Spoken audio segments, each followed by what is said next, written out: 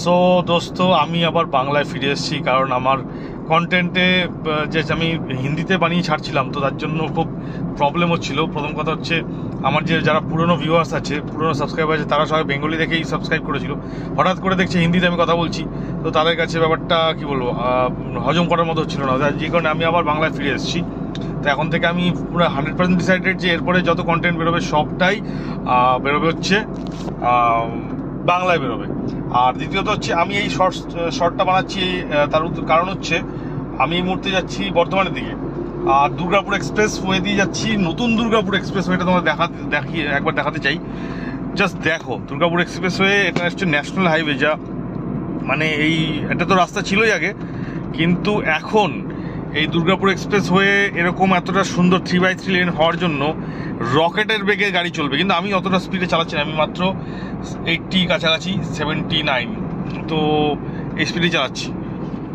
আর রাস্তা দেখতে পাচ্ছ, এতটা মানে সুন্দর রাস্তা হয়েছে, কি বলবো তোমাকে। গাড়ি চালিয়ে মজা, চড়েও মজা।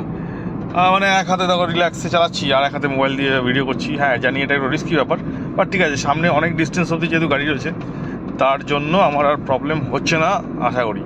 তবে এই যে এখন আমি যে 76 বা 80-তে চালাচ্ছি, কিন্তু এর পরে এই টোল নাকা আছে সামনে, ডানকুনির টোলটা পার করার পর থেকে কিন্তু এই স্পিড আর চালানো যাবে না। তা অটোমেটিক্যালি গাড়ির স্পিড কিন্তু বেড়ে গিয়ে 100 ক্রস করে যাবে, একদম মানে 100%। কারণ আমি এর আগেও ট্রাভেল করে দিয়ে গেছিলাম, এই যে আস্তে আস্তে দেখো 84 হয়ে গেছে। আমি কিন্তু মানে যে ইচ্ছে করে অ্যাক্সিলারেশন করছি তা নয়, অটোমেটিক্যালি বেড়ে যাচ্ছে। তোমার কারণ ভিজিবিলিটি অত ক্লিয়ার, অত দূর দূর অবধি দেখতে পাচ্ছ, রাস্তা কোনো জার্কিং নেই, কিছু নেই, মানে পুরো ডিটেন ক্লিন রাস্তা, যেটা ইন্টারন্যাশনাল হাইওয়েজগুলো থাকে সেই হাইওয়েজের মতো পুরো করে বানানো।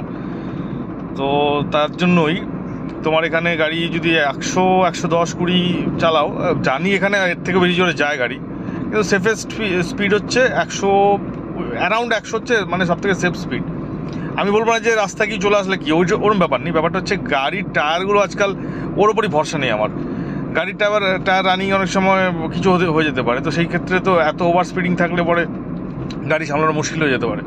তো সেই ক্ষেত্রে হয়তো হাইওয়েতে দেওয়া আছে 120 মানে বা 140-50 বা 180-তে যাওয়ার মতো হাইওয়ে আছে, কিন্তু আমি মনে করি এত ফাস্ট যাওয়া উচিতই না কোনো সময়।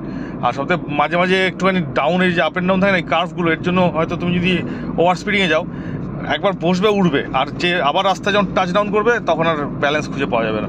তো বেশিরভাগ ক্ষেত্রে অ্যাক্সিডেন্টগুলো এইভাবেই হয়।